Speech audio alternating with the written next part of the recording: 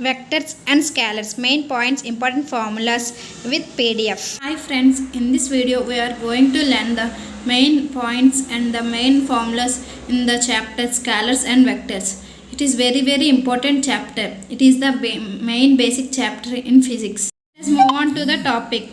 Scalars. Those physical quantities which require only magnitude but not direction are known as scalars. The physical quantities which require only magnitude but not vectors. It does not but not direction. Examples are distance, speed, mass, work, density, etc. You can remember the code d square msw. D square means distance, density. M means mass. S means speed. W means work. These are examples of scalars. Next, tensors. Tensors are those physical quantities which have different values in different directions. These have different values in different directions at the same point. Examples are moment of inertia, radius of gyration, modulus of elasticity, pressure, stress, strain, conductivity, resistivity, refractive index, wave velocity and density. Remember the point that density is both scalar and tensor. Density is both scalar and tensor. Coming to vectors, those physical quantities which require magnitude as well as direction for their completion. Scalars means they require only magnitude but not direction, but vectors they need both direction and magnitude. These are of mainly two types. What are they? Polar vectors, axial vectors. Polar vector means they have a starting point. Example, displacement force. Example what? Displacement force. Axial vectors means those vectors represent rotational effect. The vectors which show rotational effect are known as axial vectors. Examples are angular velocity, torque, angular momentum, angular speed. This angular word will appear, then there are axial vectors. Other types of vectors. First one, equal vectors. Two vectors of equal magnitude and having same direction are called equal vectors. In the beside diagram we can see A and B are in same direction with equal magnitude. Negative vectors.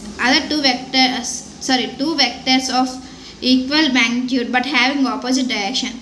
In the beside diagram we can see the two vectors have same magnitude but they are in opposite direction. It is represented by minus A. The negative vector is represented by minus A. Next, zero vector or null vector, which is nothing but its magnitude is 0. Examples are velocity of a stationary object, acceleration of an object moving with uniform velocity, and resultant of two equal and opposite vectors. Okay.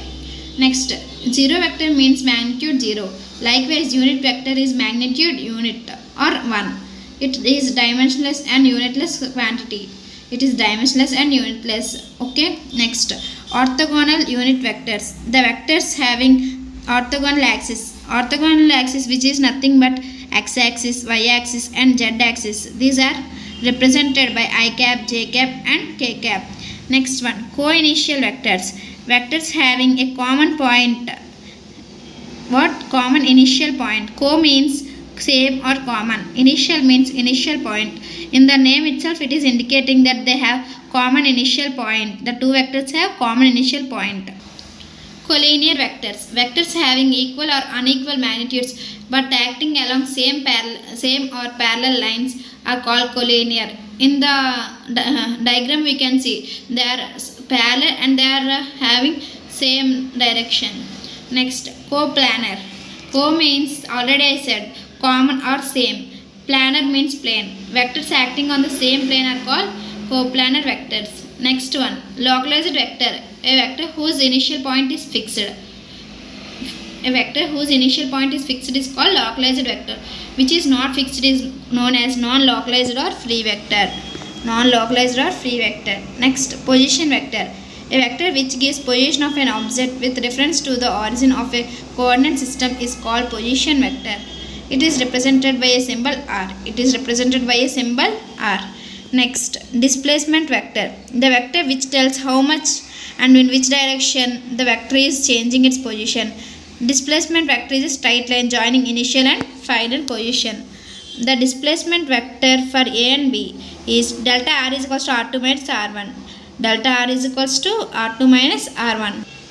Addition of vectors. There are three laws in addition of vectors: triangle law, parallelogram law, and polygon law. In triangle law, we can say that resultant of a triangle two vectors is root over a square plus b square plus 2ab cos theta. It is very important for doing numericals. Next, if we want to find the angle, tan beta is equals to b sin theta by a plus b cos theta. B sin theta by a plus b cos theta. Next, parallelogram law of vector addition. Same, r is equals to root over a square plus b square plus 2ab cos theta. Likewise, angle finding formula is also same. Tan beta is equals to b sin theta by a plus b cos theta. These both the triangle law and parallelogram law are almost same formulas, because parallelogram we already know it is divided into two triangles also. Polygon law of vector addition. R is equals to a plus b plus c plus d plus e. In the diagram we can see OE is equals to OA plus AB plus BC plus CD plus DE. OE, in the diagram we can see OE is equals to OA plus AB plus BC plus DE. You can observe clearly. Properties of vector addition. Vector addition is commutative. A plus B is equals to B plus A. It is also associative. A plus B plus C is equals to C plus B plus A. Vector addition is distributive. M into A plus B is equals to MA plus MB. A plus 0 is equals to A. These are all formulas we already learned in our lower classes. Next, resolution of vectors. Resolution of vectors is represented by the formula R is equals to lambda A plus mu B, where lambda and mu represent the real numbers. Resolution of a vector into rectangular components. Horizontal component Ax is equals to A cos theta. Vertical component Ay is equals to A sin theta. Magnitude of vector is given by the formula A is equals to root over Ax square plus Ay square. If you want to find the angle, tan theta is equals to Ay by Ax. Please remember, Ay by Ax, not Ax by Ay by Ax. Then theta is equals to tan inverse of Ay by Ax. That the formulas I kept in box are very important for solving numericals. Direction of cosines of a vector. Cos alpha is equals to Ax by A. Cos beta is equals to Ay by A. Cos gamma is equals to Az by A. Cos square alpha plus cos square beta plus cos square gamma is equals to 1. Please remember that. Now up to now addition completed. Now subtraction. Subtraction of vectors. A minus b is equals to A plus into minus b.